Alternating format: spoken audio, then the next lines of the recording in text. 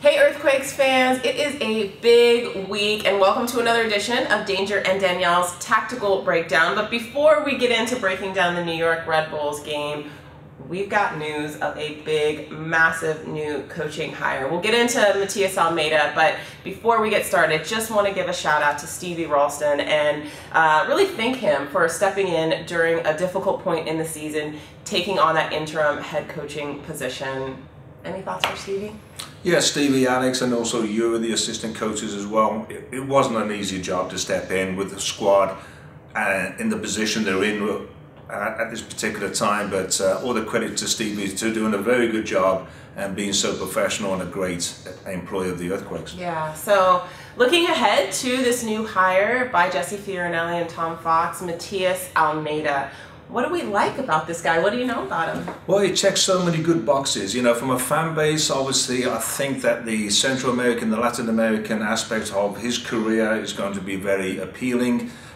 He is an ex-player, and I love that, and I think he connects with the players in his teams, that they want to fight for him, and that's always a good thing. His coaching record has been exemplary so far. Everywhere he's been successful. He's won championships, he's won trophies. He likes to play attacking, aggressive style of football, which I think the fans here in San Jose will really enjoy.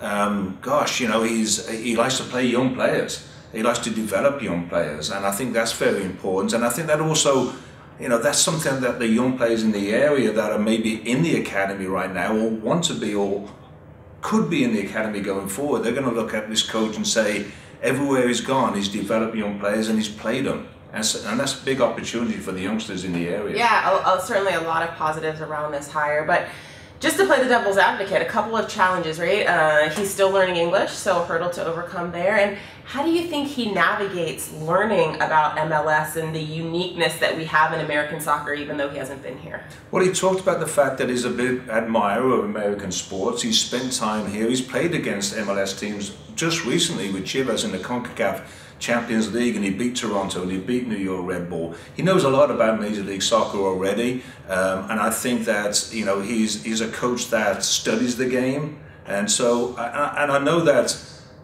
all the top coaches that I've had the pleasure of playing for always spoke multiple languages, and he's learning English and he will learn English, and I think he wants to, because that's very important for his career going forward. Yeah, so why does he want this job? Why do you think, why now, why San Jose for him?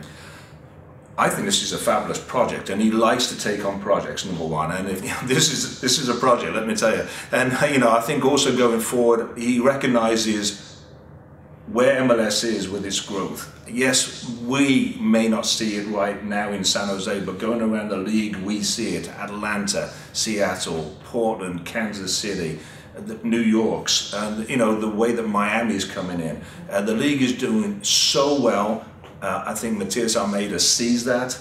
He sees what's happened with Tato Martino in Atlanta, and he knows it's a big opportunity for him, and he does like to take on projects, and this is certainly one with the right support. His connections he has in Argentina and in Mexico, couple that with Jesse Fiorinelli's network he has in Europe, hopefully they can build a team that the fans will be proud of. Yeah, well, certainly an interesting project, and we'll see how Mr. Almeida tackles this one. So this is a tactical breakdown, and let's do what we always do every week. Let's break down the San Jose Earthquakes game to New York Red Bull, where they suffered a 3-1 defeat. Let's go through the goals. First goal, quality service on the left side from Murillo. Murillo ends up scoring at the far post.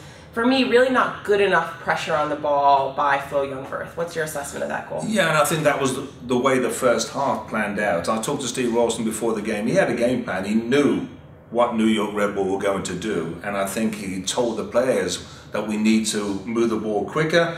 We need to get behind their midfield. We need to more to Danny Houston and try and play behind their defense. But for whatever reason, the team were trying to build out of the back and put small passes together, or short passes, and that played right into the Red Bull. They are the best in the league. They don't just do it to the Quakes, they do it to every team in the league. They're very good, and they didn't allow the Quakes to play at all. And as the game built, they attacked down the right-hand side, no pressure on Murillo for the shot from outside.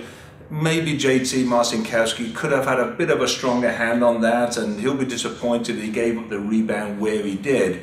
But no reaction from the Quakes defenders. There's two Red Bull players there to put it in, and Murillo was the one that slotted it on. Yeah, that's the thing about New York. They're very predictable. It's not complicated when it comes to them. They high press. They focus on the details, set pieces, things like that, and they put you under pressure. And they did a better job of implementing their game plan than the Earthquakes did, particularly in the first half. And it was followed by that first goal by Murillo, two set-piece goals, one by BWP and the second by Aaron Long. Yeah, there's three set-piece goals. You know, the Quakes had one as well, and the quality of service is always the key for set pieces. But on the first one, certainly it's a really good ball in by Szatkowski, and BWP gets the flick on it, and is the one that reacts quicker. And that's why he scores so many goals. He's so alive. He's just you know, the great goal scorers are always in the right space, it seems, but he has a nose for that. And even though the flick comes off the post, he's the one that reacts quick enough. The Quakes defenders don't react quick enough, and Bradley White-Phillips there to put it away. And that's 20 goals again in the season. Is that 3 straight now, or more than that? But tremendous achievement by Bradley White-Phillips. And then as we go forward to the second goal, it's another set piece from a corner kick, and you know the marking is it's not quite right, is it? It's not right at all, and there is just a focus that needs to improve by the Earthquakes. I think that the New York Red Bull team, they were just hungrier in the box. Parker goes up, wins the first ball, Aaron Long slots it home, and the marking is poor, the mentality is poor, and for me, a very big area of focus looking forward for the Earthquakes, but at the same time, something that's relatively easy to fix. Mm-hmm. So lastly, game ended on somewhat of a good note in that Wando gets 144. Yeah, it's a great ball in by Flo Youngworth, who I thought grew into the game. He had a tough time defensively in the first half, but then started going forward. Some good crosses in that created problems, but on the goal, it's a good set piece into an area. And Wando's very brave, by the way, because you know Luis Robles is coming out both fists, and there's a timing situation there. But all Wondolowski is seeing is the ball, is concentrated on it, puts number 144 away.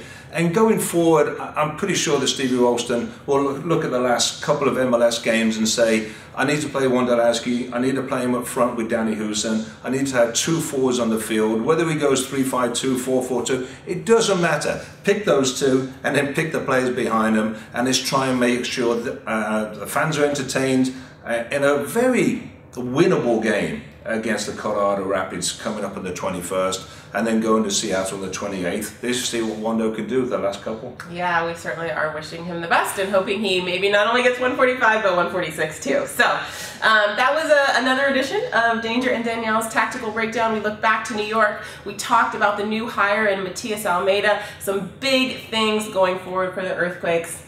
Thanks for joining us.